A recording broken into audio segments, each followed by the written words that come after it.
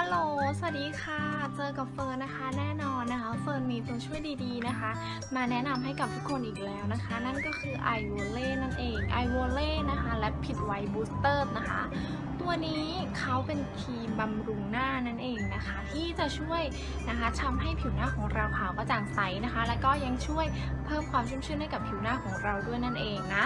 เหมาะนะคะกับสาวๆคนไหนนะคะที่รูขุมขนกว้างนะคะอยากจะให้ผิวหน้ายกกระชับเต่งตึงนะคะก็สามารถใช้ตัวนี้ได้เลยนะคะหน้าตาแพคเกจจิ้งของเขาข้างในจะเป็นแบบนี้นะคะโอเค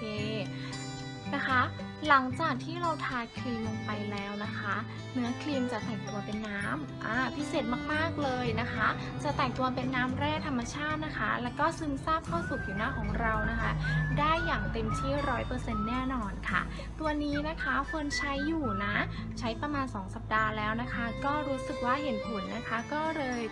มาแนะนำต่อให้กับเพื่อนๆทุกคนนะคะที่อยากจะใช้ครีมบำรุงตัวนี้ไอวอเล่นะคะและผิดไวบูสเตอร์เหมือนเฟิร์นเนาะก่อนแต่งหน้านะคะเฟิร์นก็จะมาลงตัวไอวอเล่นะคะและผิดไวบูสเตอร์ตัวนี้ให้ดูเลยนะคะตัวนี้นะคะเขาจะเข้มข้นนะคะกว่าเนื้อเซรั่มปกตินะคะแล้วก็จะมีส่วนผสมจากลิลลี่สตรอเบอรี่ขาวนะคะแล้วก็สตรอเบอรี่คอมเพล็กซ์นะคะจะช่วยลดริ้วรอยนะคะที่หย่อนคล้อยนะคะด้วยสารสกัดเข้มข้นนะคะจากดอกลาเวนเดอร์นะคะสาหร่ายหิมะสีแดงนะคะจากเทือกเขาหิมะนะคะจะช่วยเพิ่มความชุ่มชื่นนะคะจะมีเม็ดไผ่ทากสีทองนะคะและเขานะคะยังมีเทคโนโลยีนะคะ Nano Encapsulation นะคะเทคโนโลยีตัวนี้นะคะจะพิเศษเลยนะคะเขาจะช่วยนะคะบำรุงผิวของเราได้ตลอดทั้งวันนะคะผิวหน้าของเรานะคะก็จะได้รับนะคะสารอาหารนะคะ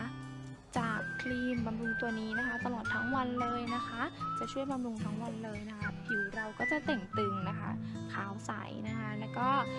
มีความชุ่มชื่นอยู่ตลอดทั้งวันนั่นเองนะคะหลังจากที่ทาครีมเสร็จนะคะเราก็มาโชว์หน้าใกล้ๆให้ดูเลยเนาะว่าเขาขาวขึ้นหลังจากที่ทาทันทีเนาะแล้วก็พร้อมแต่งหน้าในขั้นตอนต่อไปเลยจ้าใครนะคะที่สนใจนะคะตอนนี้เขามีโปรโมชั่นอยู่นะคะจากราคาปกตินะคะ599 บาทนะคะตอนนี้ลดเหลือ399 บาทเท่านั้นเองนะคะบอกเลยนะคะว่าคุ้มมากนะคะ1 หลอดนะคะปริมาณ60 กรัมเลยทีเดียวเนาะใช้ได้นานนะคะ1 เดือนนะคะเช้าเย็นนะคะโอเคค่ะใครที่สนใจก็สามารถสั่งซื้อได้เลยนะคะไปแล้ว